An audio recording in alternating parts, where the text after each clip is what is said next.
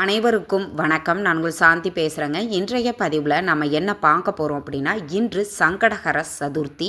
சித்தர் சொன்ன இந்த ஒரு மந்திரத்தை சொல்லுங்கள், எப்பேற்பட்ட கடனும் உடனடியாக தீரும்னு சொல்லியிருக்கேன் இல்லையா? அப்படிப்பட்ட சித்தர்கள் சொன்ன சக்தி வாய்ந்த ஒரு மந்திரத்தை பற்றி தான் நம்ம இந்த பதிவில் பார்க்க போகிறோம். இந்த சங்கடஹர சதுர்த்தி அங்காரக சங்கடஹர சதுர்த்தி அப்படின்னு சொல்லுவாங்க.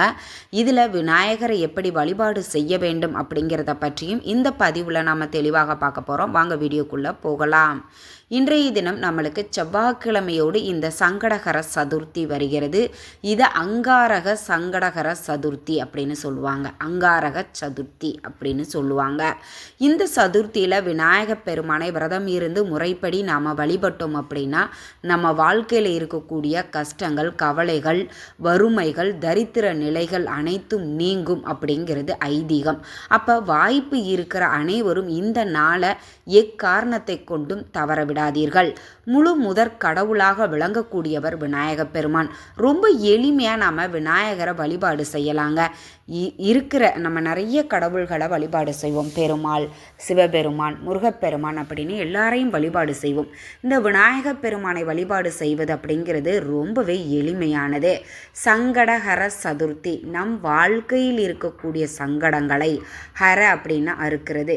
நம்ம வாழ்க்கையில் இருக்கக்கூடிய சங்கடங்கள் அனைத்தையும் வேரோடு அறுக்கக்கூடிய விநாயகப் பெருமானை நாம் முழுமுதற் கடவுளை உள்ளன்போடு மனமுருகி நாம் வழிபாடு செய்யணும்.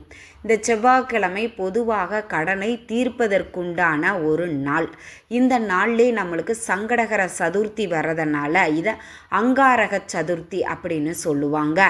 இந்த நாளில் சித்தர்கள் சொல்லக்கூடிய மிக மிக சக்தி வாய்ந்த இந்த ஒரு எளிய மந்திரத்தை சொல்லுங்க.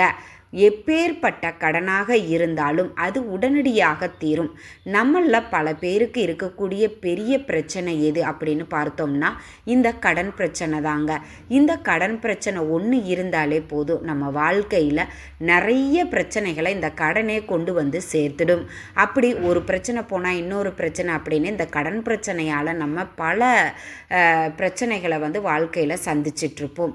அப்படி உங்கள் வாழ்க்கையில் இருக்கக்கூடிய பிரச்சனைகள் கடன் பிரச்சனையாக இருந்தாலும் சரி, இல்லை வேறு ஏதாவது பிரச்சனைகள் உங்களுக்கு இருக்குது அப்படின்னாலும் சரி, உங்களுடைய பிரச்சனைகள் அனைத்தையும் நொடி பொழுதில் விநாயகப் பெருமான் தீர்த்து வைப்பார்.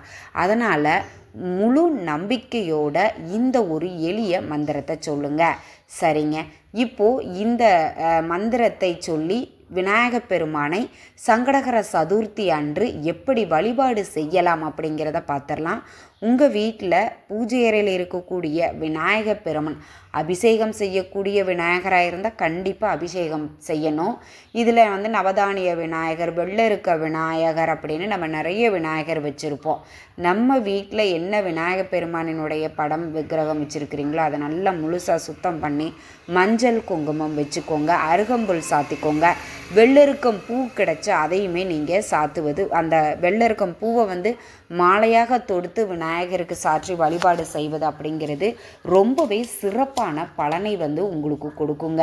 கண்டிப்பாக இது எல்லாமே நம்ம முழு முதற் கடவுளாக விளங்கக்கூடிய விநாயகப் பெருமானுக்கு சாத்தி வழிபாடு செய்யுங்க. சிகப்பு நிற மலர்கள், செம்பருத்தி பூ இவருக்கு ரொம்ப பிடிக்கும். அதனால் செம்பருத்தி பூக்கள் 5 இதழ்கள் கொண்ட செம்பருத்தி பூக்கள் கிடைத்தால் அதையும் நீங்கள் விநாயகப் பெருமானுக்கு வச்சுக்கோங்க. தீபம் அப்படிங்கிறது நல்ல நெய் தீபமாக ஏற்றிக்கோங்க. அடுத்தது பார்த்தீங்கன்னா நெய்வேத்தியங்க. நெய்வேத்தியம் விநாயகப் பெருமான் எல்லாருக்கும் தெரியும், ஒரு தின்பண்ட பிரியர். பொரி உருண்டை, கடலை உருண்டை, எள்ளுருண்டை, பால் பாயாசம், சர்க்கரை பொங்கல், சுண்டல், கொழுக்கட்டை, இப்படி உங்களுக்கு என்ன முடியுமோ அந்த பொருளை நீங்கள் நெய்வேத்தியமாக வச்சுக்கோங்க. நெய்வேத்தியமாக வச்சுட்டு இப்போ உங்களுக்கு டிஸ்பிளேல தெரியுது பார்த்தீங்களா, இந்த கடன் தீர்க்கக்கூடிய சித்தர்கள் சொன்ன இந்த ஒரு மந்திரத்தை 108 முறை பாராயணம் பண்ணுங்க. குறைந்தது 27 முறையாவது நீங்கள் இந்த மந்திரத்தை சொல்லி பாராயணம் பண்ணுங்க. இந்த மந்திரத்தை எப்படி சொல்ல வேண்டும் அப்படிங்கிறத நான் உங்களுக்கு ஒரு முறை சொல்லி காட்டிடுறேன். ஓம் கணேஷாய ருணம் சிந்தி வரேண்யம் ஹூம் நம பர்ஸ்வாகா அப்படிங்கிற இந்த ஒரு மந்திரத்தை கண்டிப்பாக எல்லாரும் நம்பிக்கையோடு சொல்லுங்க. கூடிய கடன் பிரச்சனைகள் அனைத்தையும் உடனடியாக விநாயகப் பெருமான் தீர்த்து வைப்பார். செவ்வாய்க்கிழமையோடு வரக்கூடிய சதுர்த்தியை அங்காரக சதுர்த்தி அப்படின்னு சொல்லுவாங்க. இந்த தேய்பிறை சதுர்த்தியை நாம் சங்கடகர சதுர்த்தி அப்படின்னு சொல்லுவோம். நம்ம வாழ்க்கையில் இருக்கக்கூடிய கடன் பிரச்சனை, வறுமைகள் எல்லாத்தையும் நீக்குபவர் விநாயகப் பெருமான் தான். உங்கள் வீட்டில் எப்பொழுதும் ஒரு பிரச்சனை மாற்றி பிரச்சனை போயிட்டே இருக்குது அப்படின்னாலும் நீங்கள் சங்கடகர சதுர்த்தி அன்று விரதம் இருந்து விநாயகரை வழிபட்டு பாருங்கள். நிச்சயம் உங்கள் வாழ்க்கையில் இருக்கக்கூடிய சங்கடங்கள், பிரச்சனைகள் அனைத்தையும் படிப்படியாக தீர்வதை நீங்கள் கண்கூடாக பார்க்கலாம். அதனால் விநாயகர் வழிபாடு அப்படிங்கிறது ரொம்பவே முக்கியம். அதுலேயும் இந்த சங்கடகர சதுர்த்தி அன்று நாம் விநாயகர் பெருமானை வழிபட்டோம் அப்படின்னா நிச்சயம் நம்மளுக்கு அதி அற்புதமான பலன்கள் கிடைக்கும். விநாயகர் பெருமான் கிட்ட மன்றாடி மனமுருகி பிரார்த்தனை பண்ணிக்கோங்க. எனக்கு இருக்கக்கூடிய கடன் பிரச்சனைகள் அனைத்தும் முற்றிலும் தீர வேண்டும் அப்படின்னு விநாயகர் பெருமான் கிட்ட மனதார பிரார்த்தனை பண்ணிட்டு தூப ஆராதனை எல்லாம் காட்டி உங்களுடைய பூஜையை நீங்கள் நிறைவு செய்து கொள்ளலாம். இது வீடுகளில் ரொம்ப எளிமையாக நாம் வழிபாடு செய்யக்கூடியது. இதுவே நீங்கள் கோவில்களில் வழிபாடு செய்கிறீங்க அப்படின்னா அங்கு அபிஷேகத்திற்கு தேவையான பொருட்களை நீங்கள் வாங்கி கொடுங்க. ரொம்பவே அது விசேஷமானது.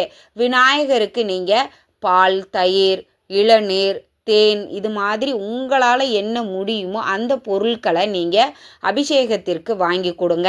அடுத்தது பார்த்தீங்க அப்படின்னா அங்கேயுமே நீங்கள் விநாயகர் கோவிலில் ஒரு ஓரமாக உட்கார்ந்து கொண்டு இந்த மந்திரத்தை நீங்கள் தாராளமாக சொல்லி விநாயகர் பெருமானை வழிபாடு செய்யலாம். அதே மாதிரி விநாயகருக்கு நீங்கள் வீட்டில் இருந்தேவும் நீங்கள் தயிர் சாதம் செஞ்சு எடுத்துகிட்டு போங்க, சர்க்கரை பொங்கல் செஞ்சு எடுத்துகிட்டு போங்க. எதுவுமே இல்லையா, சுண்டல் ஊற வச்சு சுண்டல் செஞ்சு நீங்கள் எடுத்துகிட்டு போங்க. அதை விநாயகர் பெருமானுக்கு நைவேத்தியமாக படைச்சிட்டு அங்கு வரக்கூடிய பக்தர்களுக்கு அதை பிரசாதமாக கொடுங்க. நிச்சயம் உங்கள் வாழ்க்கையில் எவ்வளவு பெரிய பிரச்சனையாக இருந்தாலும், அது மலை போல் இருந்தாலும் கண்ணுக்கு தெரியாமல் கரைத்து விடுவார் விநாயகப் பெருமான். கண்டிப்பாக நம்பிக்கையோடு வழிபாடு செய்யுங்க. எப்பொழுதும் நான் சொல்கிறது ஒன்று தான், நம்ம எப்போ என்ன பரிகாரங்கள் வழிபாடுகள் செய்தாலும் முழு நம்பிக்கையோடு நாம் செய்யும்போது அதனுடைய பலன் நம்மளுக்கு பல மடங்கு அதிகரிக்கும். இந்த சங்கடகர சதுர்த்தியை எக்காரணத்தை கொண்டும் யாரும் தவற விடாதீங்க. மிக மிக சக்தி வாய்ந்தது.